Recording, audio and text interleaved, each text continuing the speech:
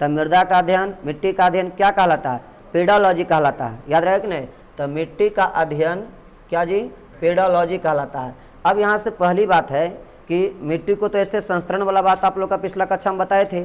Main यहाँ पढ़ना कि मिट्टी का अगर हम लोग भाग पढ़ें तो इसका 4 प्रमुख भाग याद रखना रही। शुरुआत में आप लोग को कहना है कि क्ले है, और क्ले से कुछ बड़ा, क्ले को ही अंग्रेजी में हिंदी में क्या कहते हैं? कांप कहते हैं। और इससे बड़ा तो वहाँ से आप लोग का स्लिट कहलाता है, SLIT स्लिट, इसको हम लोग गाद कहते हैं। और इससे भी कुछ बड़ा तो आप लोग का सैंड के रूप में होता है, सैंड मने बालू। और इससे भी जब बड़ा दे देगा तो आप लोग का ग्रेवल के रूप में आ जाता है, जिसको कहते हैं बजरी। अब देखो ध्यान से बात को समझना रही, मिट्टी यही 4 भाग में है, क्ले में, स्लेट में और सैंड में और फिर ग्रेवल में। जब हम पहाड़ पर के बात करेंगे तो पहाड़ में चूंकि बड़े बड़े कंकड़ पाए जाएंगे, तब बड़े बड़े कंकड़ पाए जाने वाला मिट्टी, वो वाला रूप को हम लोग क्या कहते हैं? बजरी के रूप में जानेंगे।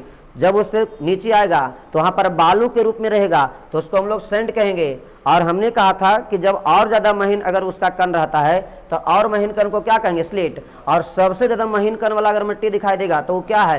क्ले के रूप में। तो बस ये ध्यान रखना। अब इसमें क्वेश्चन क्या पूछेगा कि सबसे अधिक नमी बनाए रखने की क्षमता होती है। 4 गो ऑप्शन दे देगा कि सबसे अधिक नमी बनाए रखने की क्षमता है क्ले में, स्लेट में, सैंड में या फिर ग्रेबुल में। तो तुम खुद अनुमान लगाओ कि आप लोग का सबसे अधिक नमी माने पानी दे के देखो तो जो बजरी वाला, बजरी माने छोटा छोटा कंकड़ है, इससे पानी दीजिएगा तो क्या ये पानी को अटका पाएगा? ना, इससे पानी अटकेगा नहीं, निकल जाएगा। यानी इसमें नमी बनाए रखने की क्षमता सबसे कम है। तो सबसे ज्यादा नमी बनाए रखने की क्षमता किसके पास? काप के पास होगा, क्ले के पास होगा। तो 2 क्वेश्चन आप लोग को यहाँ से भी याद रखना है कि मिट्टी के 4 भाग बताए, क्ले, स्लेट, सैंड और ग्रेवल। सबसे अधिक नमी बनाए रखने की क्षमता कहना क्ले में, और सबसे कम नमी बनाए रखने की क्षमता तो कहना किसमें? ग्रेवल में। इतना बात क्लियर रहेगा। एक इसमें और प्रश्न है, कभी कभी ऐसा देखा जाता है कि कुछ ऐसा मिट्टी है जिसमें क्ले की मात्रा, स्लिट की मात्रा, सैंड की मात्रा अगर बराबर बराबर अनुपात में है, माने कोई ज़्यादा कोई कम बेस ना है, तो जब कम बेस नहीं रहेगा और जिस मिट्टी में क्ले, स्लेट और सैंड, क्ले हो गया और स्लिट हो गया और एक सैंड हो गया, अगर जिस मिट्टी में ये तीनों आपस में बराबर बराबर दिखाई देगा, बराबर बराबर रहेगा, तो वही मिट्टी को हम लोग कहते हैं कौन मिट्टी? दोमट मिट्टी। तो इस पर देखो प्रश्न आया था कथन कारक पर कि दोमट मिट्टी में ऑप्शन दिया हुआ था कि इसमें क्ले, स्लेट बराबर और उसके बाद दिया था ग्रेवल, फिर इसमें क्ले बराबर स्लेट और डज नॉट इक्वल टू दिया हुआ था सैंड। अगर इस प्रकार से ऑप्शन रहेगा तो तुमको एक ही बात ध्यान रखना है कि दोमट मिट्टी कब कहेंगे? तो जिसमें क्ले की मात्रा, स्लिट की मात्रा और सैंड की मात्रा तीनों क्या रहेगा? बराबर बराबर रहेगा, उसको दोमट मिट्टी कहेंगे। और दोमट मिट्टी जो होता है वनों के लिए सबसे ज्यादा उपयुक्त होता है। आप लोग को आएगा कि वनों के लिए सबसे अच्छा मिट्टी है या वनों के लिए सबसे उत्तम मिट्टी है, तरह तरह के ऑप्शन देगा और एक ऑप्शन उसमें रहेगा दोमट। तो राइट आंसर आपका क्या होगा? दोमट होगा। क्या यहाँ तक बात आप लोग का सही है? फिर इसी में आप लोग को सीखना है, मेन आज का क्लास हम लोग को ध्यान देंगे मिट्टी के प्रकार पर। तब मिट्टी के प्रकार ठीक उसी अवस्था में बताए थे कि विभिन्न आधार पर मिट्टी को विभिन्न प्रकार से उसको बांटा गया है। जैसे अगर लोग कहता है कि कृषि की उपयोगिता के आधार पर, खेती बाड़ी की उपयोगिता के आधार पर, तो उसके आधार पर मिट्टी को कई भाग में? 4 भाग में बांटा गया है। जबकि अगर बात कर देगा हम लोग को ICAR जो भारतीय कृषि अनुसंधान है रे, तब भारतीय कृषि अनुसंधान के अनुसार मतलब ICAR एक संस्था है, उस संस्था के आधार पर मिट्टी को बांटा गया है कई भाग में? 8 भाग में। हम लोग बारी बारी से वही भाग का अध्ययन करेंगे। तो ये दोनों में 4 और 8 में कंफ्यूजन नहीं करना। अगर कहेगा कृषि उपयोगिता के आधार पर मिट्टी कितने भागों में बटा होता है? 4 भागों में। लेकिन ICAR के अनुसार मिट्टी कितने भागों में बटा हुआ है? 8 भागों में। अब बारी बारी से इसका सब मिट्टी के बारे में हम लोग अध्ययन करेंगे। तो इतना कर लेने के बाद तब आगे ध्यान दो, हेडलाइन आप लोग को यही बनाना है कि मिट्टी का प्रकार। अब मिट्टी के प्रकार में आप लोग सुनिएगा, तो लोग अभी लिखेगा कुछ नहीं, बस तो लोग थोड़ा सा 10 मिनट में इसको ये कर देते हैं, ठीक ठाक हो जाएगा। मिट्टी के प्रकार में सबसे पहले आप लोग बताए थे कितना तरह के जो मिट्टी देख रहे हो, इसमें मेन रूप से जो ये वाला इलाका में ये जो हम लोग देख रहे थे बिहार, उत्तर प्रदेश, पंजाब, हरियाणा, नई दिल्ली, इस सब क्षेत्र में भारत के सबसे ज्यादा हिस्सा में एक मिट्टी है रे, जिसका नाम है कौन मिट्टी? जलोढ़ मिट्टी। आज हम लोग जलोढ़ मिट्टी के बारे में इतना सुन लेंगे ताकि इससे क्वेश्चन वगैरह ना छूटे। जलोढ़ मिट्टी से पहला सवाल क्या कभी आएगा कि भारत में सबसे अधिक मात्रा या सबसे अधिक क्षेत्रफल में फैला हुआ है, और ऑप्शन देगा मिट्टी से रिलेशन कर देगा, जलोढ़ मिट्टी, यहाँ पर आएगा लेटेराइट मिट्टी, आएगा आप लोग को पीली मिट्टी, उसमें आएगा काली मिट्टी। तो राइट आंसर आप लोग का क्या होगा? जलोढ़ मिट्टी। आप खुद देखो यहाँ पर से पंजाब, हरियाणा, चंडीगढ़, नई दिल्ली, ये उत्तर प्रदेश, बिहार, इस सब वाला एरिया से लेकर के कुछ यहाँ पर असम वगैरह है, इसमें भी आकर के टच करता है, यहाँ तक कि वेस्ट बंगाल के किनारे किनारे वाला भाग में, और यहाँ से भी तुम देख रहा है कोरोमंडल तट के सहारे। तो इस सब में आप लोग का कौन मिट्टी है? तो यही जलोढ़ मिट्टी है, इसलिए यह भारत के सबसे अधिक क्षेत्रफल में फैला हुआ है। तो ये क्वेश्चन तो आ गया कि यह भारत के सबसे अधिक क्षेत्रफल में फैला हुआ मिट्टी है। अगला बात ही मेन है इसका निर्माण। तो आप खुद देखिए कि इसका निर्माण के संदर्भ में अगर कुछ बोला जाए तो इसका निर्माण जो है वह नदियों के द्वारा यह बिछाया गया मिट्टी है। इसलिए कभी कभी आएगा निम्नलिखित में से कौन सा ऐसा मिट्टी है जो नदी निर्मित मिट्टी है, माने जिसे नदी के द्वारा बिछाया गया है, यानी नदी के बहाव के कारण इसका निर्माण हुआ है। तो यह सही आंसर हो जाएगा कौन मिट्टी? जलोढ़ मिट्टी। खास करके ऊपर वाला जो तुम जलोढ़ मिट्टी देख रहे हो उत्तर प्रदेश या फिर बिहार वाला सेक्टर में, तो इस सब सेक्टर में जलोढ़ मिट्टी का निर्माण वह गंगा, ब्रह्मपुत्र, जो सिंधु देख रहे हो, इसी के द्वारा यह बिछाया गया मिट्टी है।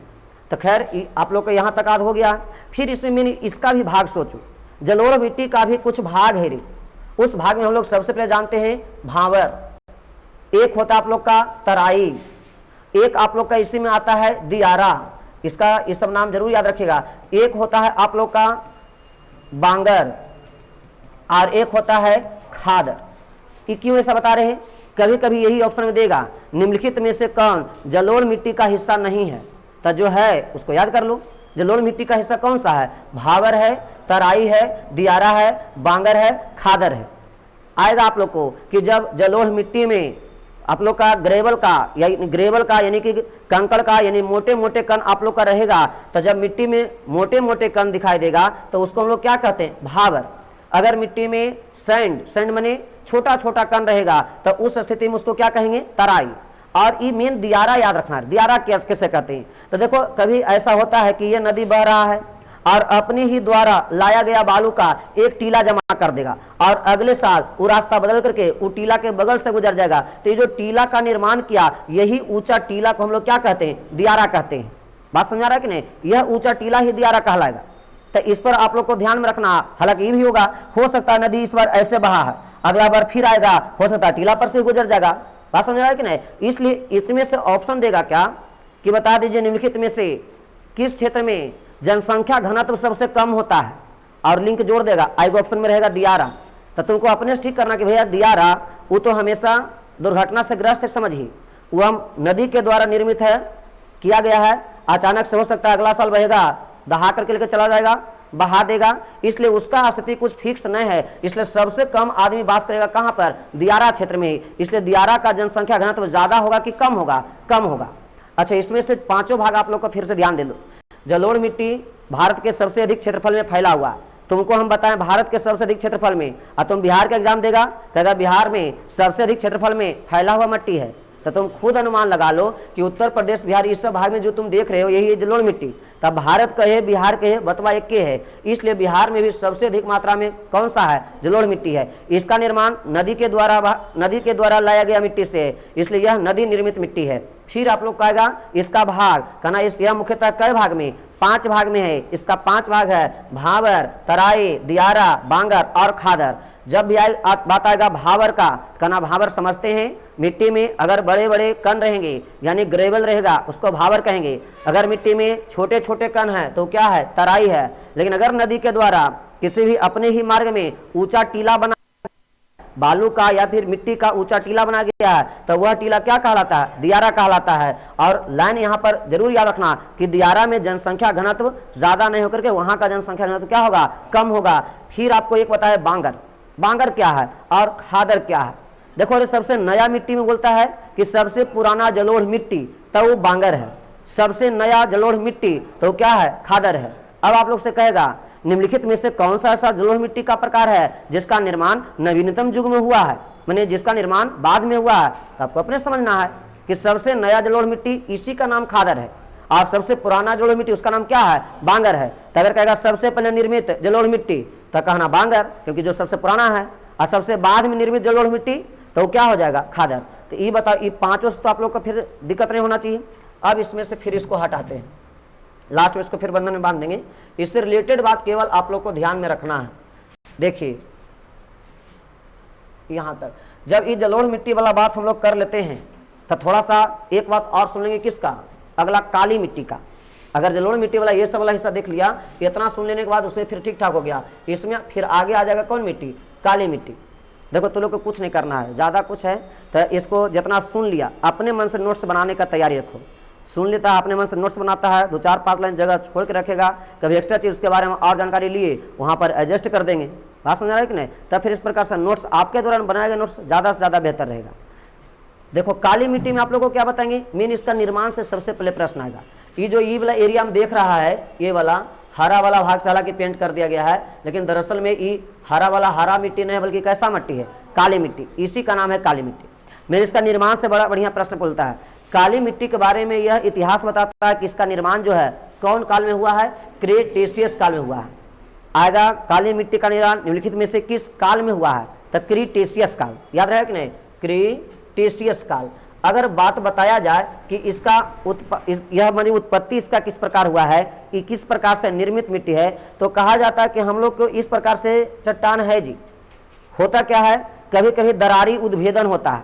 दरारी उद्भेदन माने अंदर सब जान रहा है कि तरल पदार्थ मैग्मा है, होगा क्या कि दरारी उद्भेदन के कारण अगर दो चट्टानों के बीच इसको गैप मिलेगा तो अंदर का जो मैग्मा होगा वह किसी कारण से क्या आएगा, ऊपर आएगा, और ऊपर आकर के यह इधर उधर इस प्रकार से क्या होगा, फैल जाएगा। फैलने के बाद शुरुआत में तो वो चट्टान रूप में रहता है, लेकिन समय बीतने के बाद वह किस रूप में धारण कर लेता है, मिट्टी के रूप में। और इसी प्रकार इस प्रकार निर्मित मिट्टी को हम लोग कहेंगे कौन मिट्टी, काली मिट्टी। तो पहला बात हो गया, काली मिट्टी का निर्माण किस काल में, क्रीटेशियस काल में। फिर कहता है निम्नलिखित में से वह कौन सा मिट्टी है जिसकी उत्पत्ति दरारी उद्भेदन से हुआ है। तो बस याद रखना कि दरारी उद्भेदन से निर्मित मिट्टी कौन सा है, काली मिट्टी है। अच्छा, दरारी उद्भेदन भी नहीं देगा, कहेगा निम्नलिखित में कौन मिट्टी लावा निर्मित मिट्टी है, मैग्मा निर्मित मिट्टी है। तो ई भी राइट आंसर कौन सा होगा, काली मिट्टी होगा। तो पहले इसका निर्माण से रिलेटेड आपको 3 बात बता दिए कि काली मिट्टी का उत्पत्ति क्रेटेशियस काल में हुआ है।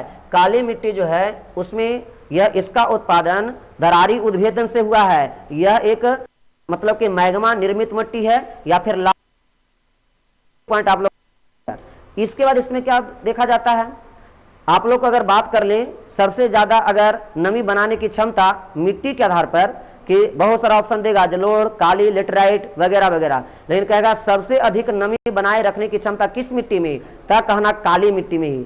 तो लोग अगर इसका जैसे अगर इस प्रकार अगर कोई काला मिट्टी है, काली मिट्टी में अगर पानी दे दीजिएगा, उसका कादो उदो करिएगा तो उसमें देखना है कि बाकी मिट्टी में आपका हो सकता है पाँव तक डूबेगा, लेकिन अगर ये बढ़िया से इसमें पानी हो गया ना तो इसका कदम भर टहना तक समझो आप लोग का घुटना तक नीचे चला जाएगा। इसलिए कहा जाता है कि काली मिट्टी में सबसे ज्यादा नमी बनाए रखने की क्षमता है, और नमी बनाने की क्षमता सबसे ज्यादा है। इसलिए जो आप लोग को जिसमें पानी का ज्यादा से ज्यादा आवश्यकता है वो वाला फसल काली मिट्टी में बढ़िया होता है। इसलिए इसमें याद रखना, खास करके अगर आप लोग को बात आएगा काली मिट्टी भारत के किस राज्य में सबसे अधिक क्षेत्रफल में फैला हुआ है, तो सबसे अधिक कहाँ पर है, महाराष्ट्र वगैरह में है। इसलिए वहां पर आप लोग को एक खेती है रे किसका, कपास का। कपास के लिए सबसे उपयुक्त मिट्टी है काली मिट्टी है। अच्छा, इसी में एक बहुत बढ़िया इसमें गुण है रे। गुण क्या है कि इसको देखिएगा, अगर हल्का पानी दे करके इसको छोड़ देना तो अपने मिट्टी से इस प्रकार अलग हो जाता है कि दूर से देखिएगा तो लगेगा कि वह खेत जुता हुआ है, वास्तविकता ये रहता है कि वह जुता हुआ नहीं रहता। तो इसमें एक क्वेश्चन आता है, निम्नलिखित में से वह कौन सा मिट्टी है जिसमें स्वतः जुताई का गुण होता है। स्वतः जुताई माने उसको ट्रैक्टर से, पावर टिलर से सबसे जोतने का जरूरत नहीं है, लगता है कि जुता हुआ है, कारण कि उसका ऊपरी परत जो होता है अपने मिट्टी से अलग होकर के इस प्रकार उलट पलट जाता है कि लगता है वह खुद से जुताया हुआ है। इसलिए स्वतः जुताई का गुण जो है वो किस मिट्टी में है, काली मिट्टी में। तो इंपॉर्टेंट फैक्ट एकदम क्लियर रखिएगा। काली मिट्टी का निर्माण किस काल में, क्रीटेशियस काल में। काली मिट्टी का निर्माण दरारी उद्भेदन से हुआ है। यह एक लावा निर्मित मिट्टी है या फिर मैग्मा निर्मित मिट्टी है। शुरुआत में तो यह किस रूप में, चट्टान के रूप में होता है, लेकिन समय बीतने के साथ साथ फिर यह मिट्टी का धारण कर लेता है और काली मिट्टी कहलाता है। काली मिट्टी भारत के किस राज्य में सर्वाधिक, तो कहना महाराष्ट्र में सबसे अधिक क्षेत्रफल में फैला हुआ है। क्लियर है बात को। यह मिट्टी खास करके धान, गेहूं, कपास इस सब के लिए एकदम उपयुक्त है। खासकर जिसमें नमी बनाए रखने की क्षमता है। कारण कि हम जानते हैं कि काली मिट्टी में नमी बनाने की क्षमता सर्वाधिक होती है। यहाँ तक बात क्लियर हो गया। यह चूंकि इसमें एक प्रकार का गुण होता है जिसके कारण जब इसमें पानी, हल्का पानी दे करके अगर इसको छोड़ दिया जाता है तो यह इस प्रकार से जुता हुआ प्रतीत होता है। अतः हम कहते हैं कि काली मिट्टी में स्वतः जुताई करने का गुण पाया जाता है। क्या ये सब बात आप लोग का ध्यान में रहेगा? अच्छा, इसके बाद थोड़ा सा और इसमें देख लीजिए। शुरू से इसको ये कर देते हैं, फिर अपने से लिख लेना, काम हो जाएगा। पहला नंबर क्या बताए, शुरू से दोहरा लो। हमने क्या बताया, मिट्टी का जो मिट्टी एक लैटिन भाषा के शब्द सोलम से बना है। फिर इसके बाद आप लोग को क्या बताए, मिट्टी का अध्ययन, मृदा का अध्ययन क्या कहलाता है, पेडोलॉजी कहलाता है। फिर उसके बाद बताए क्या कि हम लोग मिट्टी का अगर प्रकार की बात करें तो कृषि अनुसंधान जो संस्थान है ICAR, तो ICAR के अनुसार मिट्टी को कई वर्ग में, 8 वर्ग में बांटा गया है। कृषि की उपयोगिता के आधार पर मिट्टी को 4 वर्ग में बांटा गया है। और इसके बाद आप लोग को फिर से ध्यान रखना था कि जब हम 8 वर्ग में विभिन्न प्रकार के मिट्टी का बात करें तो पहला कौन सा मिट्टी है, जलोढ़ मिट्टी। जलोढ़ मिट्टी में हमने बात किया कि यह भारत के सबसे अधिक क्षेत्रफल में फैला हुआ है। दूसरा पॉइंट बताया, यह बिहार के भी सबसे अधिक क्षेत्रफल में फैला हुआ है। फिर आप लोग को हम बताए कि जलोढ़ मिट्टी का जो निर्माण है वह विभिन्न प्रकार के नदियों के बहाव के कारण है। अतः यह नदी निर्मित मिट्टी है, यह नदी के द्वारा बिछाया गया मिट्टी है। फिर उसके बाद हमने यहाँ पर बताया कि जलोढ़ मिट्टी का विभिन्न जो भाग था उसमें 5 भाग इंपॉर्टेंट है। आप लोग का पहला क्या बताए, भांवर, और दूसरा क्या बताए थे, तराई, और तीसरा क्या बताए, तीसरा आप लोग का था दियारा, और चौथा बता दिए थे बांगर। बांगर के बाद आया था खादर। देखिए इस सब में इसका क्वालिटी याद रखना। अगर जलोढ़ मिट्टी के साथ साथ मोटे मोटे कण है या ग्रेवल है तो उसको हम क्या कहेंगे, भांवर। अगर छोटे छोटे रेत है तो वह तराई। लेकिन नदी के द्वारा अगर ऊंचा टीला का निर्माण किया गया है अपनी ही गाद के द्वारा तो वह क्या है, तियारा है। और जबकि पुराना जलोढ़ मिट्टी तो वह बांगर है, और नया जलोढ़ मिट्टी तो क्या है, खादर है। फिर इसके बाद आप लोग को ध्यान दिलवाए थे कौन मिट्टी पर, काली मिट्टी पर। काली मिट्टी ना, अब काली मिट्टी में आप लोग को इसका मेन 3 पॉइंट है कि इसका उत्पत्ति जो है वह किस काल से है, क्रिटेशियस काल से। इसका उत्पत्ति दरारी उद्भेदन से हुआ है। यह मैग्मा निर्मित मिट्टी है या लावा निर्मित मिट्टी है। इसके बारे में आप लोग को हम बताए कि यह भारत की मुख्य रूप से ये जो महाराष्ट्र वाला इलाका है तो सबसे अधिक महाराष्ट्र में फैला हुआ है। और यह कपास के लिए एकदम इम्पोर्टेंट मिट्टी है। इसमें नमी बनाए रखने का गुण सबसे अधिक होता है। गेहूं और धान इसकी खेती भी व्यापक तौर पर इसमें हो सकता है।